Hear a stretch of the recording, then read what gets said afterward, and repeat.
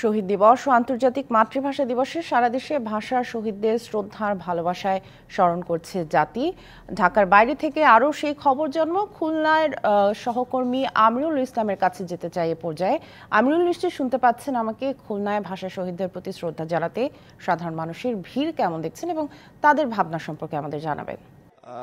খুলনাতে নানা আয়োজনের মধ্য দিয়ে যে শহীদ দিবস ও আন্তর্জাতিক মাতৃভাষা দিবস পালিত হচ্ছে, বিশেষ করে দিবসটির প্রথম প্রহরে শ্রদ্ধাঞ্জলি নিবেদনের মধ্য দিয়ে শুরু হয়। এখন কিন্তু প্রভাত ফেরি শুরু হয়েছে। প্রভাত ফেরি দেখেছি যে সকাল থেকে একবারে যে ফুল হাতে স্কুল কলেজের শিক্ষার্থীরা বিভিন্ন প্রতিষ্ঠান থেকে তারা সুশৃঙ্খলভাবে খুলনার যে কেন্দ্রীয় শহীদ মিনার হাদিস পার্কে সেখানে এসে শ্রদ্ধাঞ্জলি নিবেদন করছেন। এবং এখানটায় যে বলা যায় যে খুলনাবাসী জড়ো হয়েছেন এই যে শহীদদের যে বিনম্র শ্রদ্ধাঞ্জলি নিবেদনের জন্য।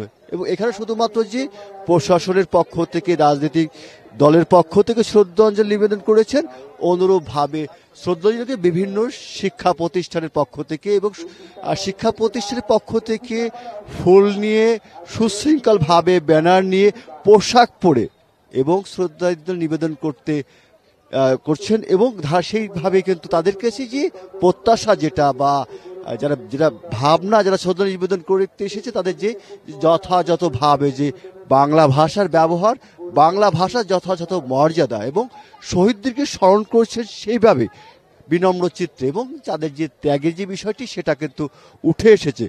শুধু শ্রদ্ধাঞ্জলি নিবেদনের পরবর্তীতে খুলনার বিভিন্ন স্থানে যে আলোচনা সভা এবং চিত্রাঙ্কন প্রতিযোগিতারও আয়োজন করা হয়েছে। এবং এই আয়োজনের মধ্য দিয়ে উঠে আসবে সেই দিনের সেই ত্যাগের বিষয়টি, যে ত্যাগের বিনিময়ে আমরা ভাষার যে মর্যাদা পেয়েছি, যে শহীদদের স্মরণ করছে। এবং এখানটায় যে থাকছে যে বিভিন্ন এই স্মরণ করার মধ্য দিয়ে যে শ্রদ্ধাঞ্জলি চলছে। এবং এছাড়াও যে খুলনা বিশ্ববিদ্যালয়, খুলনা প্রকৌশল প্রযুক্তি বিশ্ববিদ্যালয়, এছাড়া প্রশাসনের পক্ষ থেকে যে বিভিন্ন আয়োজনের মধ্য দিয়ে স্মরণ করছে। খুলনায় কিন্তু মাসব্যাপী যে বইমেলার আয়োজন করেছে, 21শে বইমেলা, সেই বইমেলা কিন্তু সেখানটাই কিন্তু ছিল। এবং সেই আজ কিন্তু সেই বইমেলার যে দিনটা 21শের যে আয়োজন, সে আয়োজন যে প্রাধান্য পাচ্ছে, যার কারণে যে খুলনাবাসী যেখানে যে একেবারে বিনম্র চিত্রে শহীদদেরকে স্মরণ করছে শ্রদ্ধা ভরে।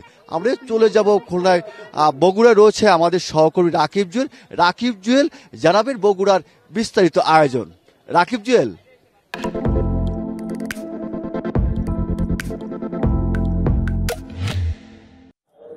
আমিরুল যেমনটি জানাচ্ছিলেন, খুলনার মধ্যে কিন্তু বগুড়াতেও নানান আয়োজনে পালিত হচ্ছে আন্তর্জাতিক মাতৃভাষা দিবস।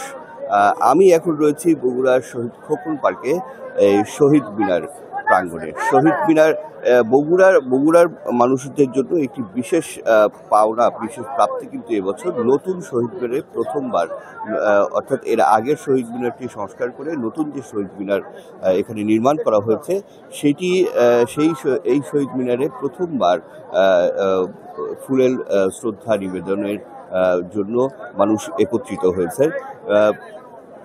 গেল রাত 12টা 1 মিনিটে জেলা প্রশাসক ফুল দিয়ে শ্রদ্ধা নিবেদন করেন মহান ভাষা সৈনিকদের। এবং পরবর্তীতে সরকারি বেসরকারি বিভিন্ন সংস্থা, বিভিন্ন প্রতিষ্ঠানের কর্মকর্তারা, কর্মীরা এবং বিভিন্ন সামাজিক, সাংস্কৃতিক, রাজনৈতিক সংগঠনের নেতা নেত্রীরা কিন্তু রাতেও এখানে একত্রিত হয়েছেন, ফুলের শ্রদ্ধা নিবেদন করেছেন।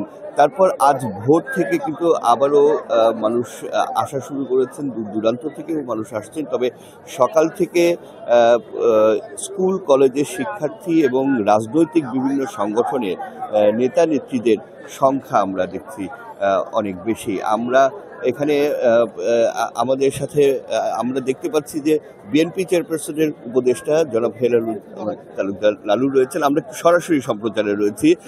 মহান মাতৃভাষা দিবস উপলক্ষে আপনার অনুভূতি কি? অনুভূতি হলো যে এই দেশ বারবার স্বৈরাচারের কবলে পড়ে বিভিন্নভাবে। প্রথমে ভাষা কেড়ে নেওয়ার একটা ষড়যন্ত্র ছিল, তারপরে আইয়ুব খানের বেসিক ডেমোক্রেসি একটা ষড়যন্ত্রের আমরা শিকার হয়েছিলাম। পরবর্তীতে একটা স্বৈরাচার 15 বছর 16 বছর তারা রাজনীতি করে গেল। যুগে যুগে এই দেশের মানুষ প্রাণ দিয়েছে, শহীদ হয়েছে। আমি তাদের আত্মার মাগফিরাত কামনা করি এবং এই দিনগুলোর কথা ভেবে নিজেকে আরো উৎসাহিত করি যে আগামী দিনে যেন এই দেশে কোনো সুশাসন ছাড়া অন্য কোনো যেন কিছু এই দেশে আর প্রতিষ্ঠিত হতে না পারে। সে দেশের সমস্ত মানুষের সে বিষয়ে আমরা সহযোগিতা কামনা করি এবং সমস্ত রাজনৈতিক দল আমরা দেশ এবং জাতির জন্য কাজ করব, এটা আমরা আশা করি। ধন্যবাদ। আপনি শুনছিলেন যে সুন্দর একটি দেশ গড়ার ইচ্ছে প্রকাশ করলেন বাংলাদেশ জাতীয়তাবাদী দল বিএনপি চেয়ারপারসন বেগম খালেদা জিয়ার উপদেষ্টা এবং সাবেক এমপি হেলালুজ্জামান তালুকদার লালু। জেলা বিএনপি থেকে শুরু করে বিএনপির অন্যান্য অঙ্গ সংগঠন এবং অন্যান্য রাজনৈতিক দল, গণ অধিকার পরিষদ, জামায়াত ইসলামী সহ অন্যান্য রাজনৈতিক দল কিন্তু আজকে এই মহান মাতৃভাষা দিবসে শহীদদের প্রতি শ্রদ্ধা নিবেদন জানাতে এসেছেন। এই শহীদ মিনার চত্বরে জাসাসের আয়োজনে 3 দিনব্যাপী বইমেলারও আয়োজন করা হয়েছে। দিনভর সরকারি বেসরকারি উদ্যোগে বিভিন্ন আচার অনুষ্ঠানের আয়োজন তো রয়েছেই। এই ছিল সবশেষ আমার কাছে বগুড়া থেকে মহান আন্তর্জাতিক মাতৃভাষা দিবসের সবশেষ খবরাখবর। বগুড়া এবং খুলনা থেকে ভাষা শহীদদের প্রতি শ্রদ্ধা জ্ঞাপনের খবর জানাচ্ছিলেন আমাদের সহকর্মীরা। ধন্যবাদ আমাদের সাথে যুক্ত হওয়ার জন্য।